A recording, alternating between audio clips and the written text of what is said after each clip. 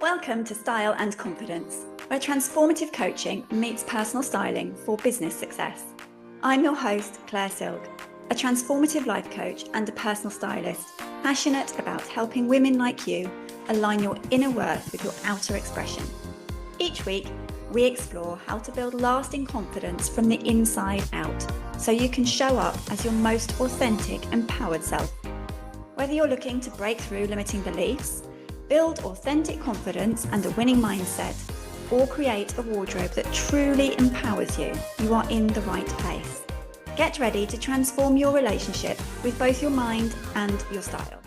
You're getting dressed for that crucial client presentation tomorrow.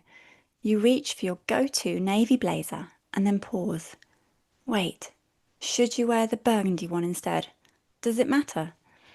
Well, did you know that the colour you choose could actually influence not just how others perceive your competence and authority, but also how you feel and perform in that meeting? Welcome back to Style and Confidence, where style meets confidence for business success. I'm Claire Silk, and today I'm talking about something that affects every single business interaction you have, yet most people never give it a second thought: colour psychology in professional settings. What might surprise you is that colour isn't just about looking good, what your favourite colour is, or following fashion trends. There's neuroscience behind how different colours affect both your mood and other people's perceptions of your competence. The colours you wear can literally change your stress hormone levels, influence how trustworthy others find you, and even impact your own decision-making abilities. Today, I'm going to walk you through the fascinating science of colour psychology, show you how to use specific colour strategies for different business outcomes, and give you practical tools for building a colour palette that supports your professional goals. We'll explore how to choose colours for negotiations versus presentations, how cultural considerations play into colour choices, and how to use colour to manage your own energy and confidence throughout your business day. By the end of this episode, you'll never look at your wardrobe in the same way again. You'll have a strategic approach to colour that goes far beyond what looks nice to what serves my goals. So let's start with the science, because I like that. Once you understand what's happening in your brain when you see different colours, everything else makes so much more sense. Colour psychology isn't just marketing fluff. It's based on real neurological responses. When light hits your eye, it doesn't just help you see, it triggers a cascade of neurochemical reactions that affect your mood, energy levels, and even your cognitive performance. Certain colours can actually reduce cortisol, which is your primary stress hormone. Blue, for example, has been shown in multiple studies to lower blood pressure and heart rate, creating a physiological state of calm. Red, on the other hand, increases arousal and can boost your energy, but also your stress levels. This happens because colour perception is processed in the limbic system, the area in our brain responsible for processing emotions, before it reaches your conscious awareness. So you're having an emotional and physiological response to colour before you even consciously realise you're seeing it. These responses aren't just happening in you, they're happening in everyone who sees you too. The colours you wear are literally influencing the neurochemistry of everyone in that meeting room, or on that video call, or at that networking event. Research shows that people wearing red are perceived as more dominant and attractive, whilst those wearing blue are seen as more trustworthy and competent. Another study found that people wearing black are perceived as more powerful and authoritative. But, and this is crucial, these effects are not universal. They vary based on cultural context, industry norms, and even the specific shade and combination of colours you're using. So, how do you use this knowledge strategically? For negotiations and high-stakes decision-making, you want colours that project confidence and authority, whilst keeping you mentally sharp. Navy blue is your secret weapon here. It is the most universally trusted colour across cultures and industries. Navy signals competence, reliability, and calm authority. It also has the psychological benefit of keeping you feeling centered and reducing anxiety. Burgundy or deep red can be powerful for negotiations where you need to project strength, but use it strategically. A burgundy blazer or scarf can add that edge of dominance without being overwhelming. Avoid bright red in negotiations. It can trigger stress responses in others and make them more defensive. For presentations and public speaking, you want colours that help you connect with your audience whilst maintaining authority. This is where you can be more strategic about your colour combinations.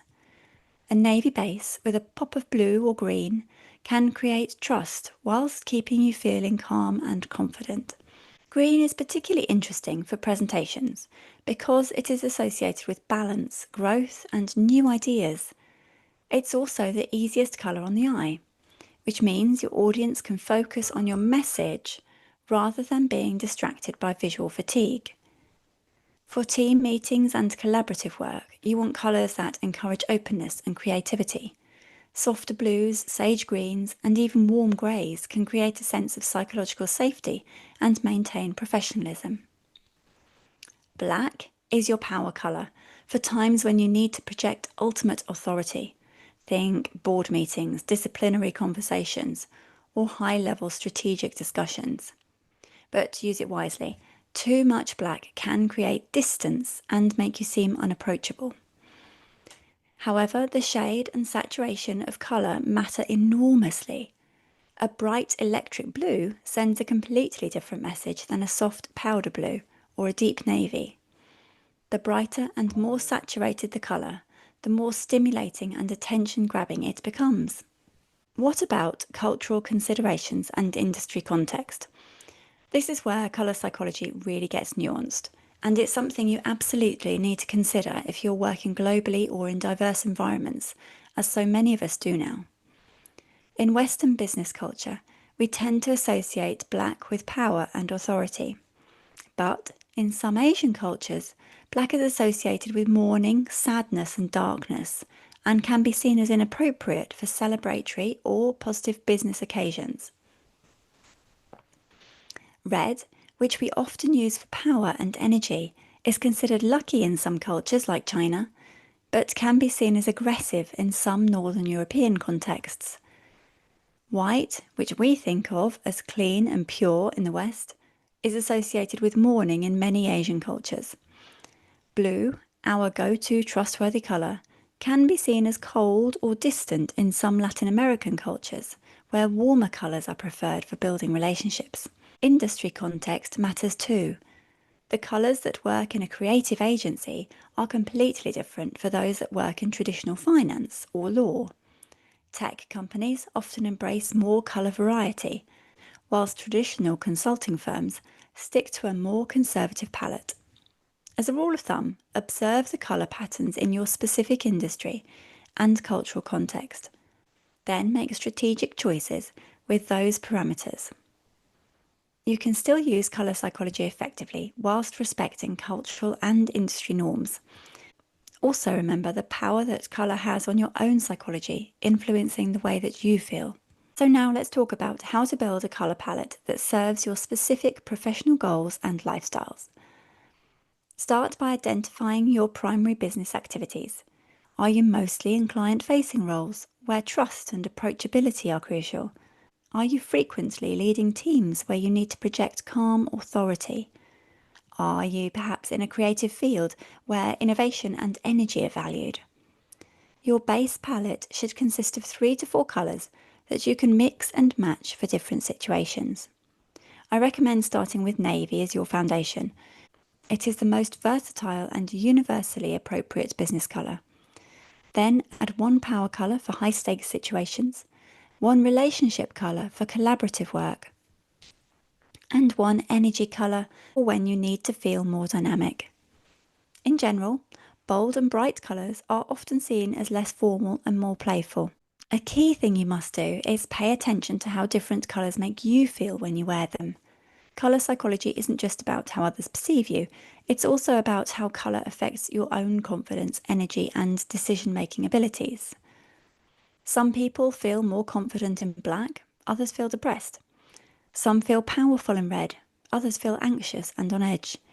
We each have our own psychological associations with different colours and what they mean to us. Your own personal response to a colour matters just as much as the psychological impact it has on others. Quality and fabric matter too. A cheap looking bright colour will undermine your credibility no matter what the psychological research says. Invest in well-made pieces in your strategic colours rather than having a wide range of lower quality options. Let's now talk about the practical side of implementing colour psychology in your wardrobe. Seasonal considerations are about psychology as well as the weather. In darker months, people respond more positive to slightly warmer or brighter colours because they're craving light and energy. In the brighter months, you can use more muted tones because there's already plenty of visual stimulation in the environment. Think about all the pastel colours you see in the shops each spring-summer season and the jewel tones you see in the autumn-winter palettes. Think about your daily schedule too. If you have back-to-back meetings with different purposes, you might choose colours that can work for multiple scenarios, or you might use accessories to shift the psychological impact of your outfit throughout the day. A navy suit with a burgundy scarf can project authority for a presentation, and then you can remove the scarf for a more approachable look in a meeting. So let's bring this all together with some real-world scenarios. For your next important client presentation, consider navy as your base with a touch of green, perhaps a sage green blouse or a subtle green accessory. This combination projects trustworthiness whilst suggesting growth and new possibilities, which is exactly what you want when pitching your ideas or solutions. For challenging conversations or difficult meetings, black or a very dark navy can give you that psychological armour whilst signalling that you're serious about the topic. Just be mindful not to seem overly intimidating if relationship building is part of your goal. For networking events, consider colours that make you feel confident and approachable. This might be a sophisticated blue that makes you feel calm and trustworthy, or it might be a burgundy that gives you energy and makes you feel more dynamic. For video calls, remember that colours can look different on camera. Blue and green tend to translate well on video, whilst red can be overwhelming and white can wash you out. Test your colours on video before important calls. The goal with considering colour like this is to ensure that your external presentation supports your internal confidence and helps you achieve your professional goals authentically. So let's recap the key insights from today's episode. Colour psychology is a well-researched science. It's not just fashion advice. The colours you wear trigger neurochemical responses in both you and everyone around you, affecting everything from stress levels to perceptions of competence and trustworthiness. Different colours serve different strategic purposes. Navy for trust and authority, black for power, green for collaboration and growth, red for energy and dominance. The key is matching your colour choices to your specific goals for each business situation. Cultural and industry context matters enormously. What works in one environment might not work in another, so always consider your specific context when making colour choices. Building a strategic colour palette means identifying 3 to 4 colours that serve your primary business activities, then investing in a few high-quality pieces in those colours rather than having a wide range of low-quality options. Pay attention to how different colours make you feel, not just how they might affect other people. Your personal response to colour is just as important as the psychological impact on your audience. The goal is to ensure that your external presentation supports your internal confidence and helps you communicate more effectively in every business situation. So if you're ready to transform how you show up in business and develop the confidence that comes from knowing exactly who you are and how you want to be seen, I would love to work with you in my Style and Confidence Accelerator program. We'll work together to build your strategic colour palette, develop your signature style, and align your external presentation with your professional goals. You'll learn to use colour psychology strategically whilst staying true to your authentic self. You can find all the details and apply at clairesilk.com, and I'll leave the link in the show notes. Remember, every colour choice is a strategic choice, so make yours count.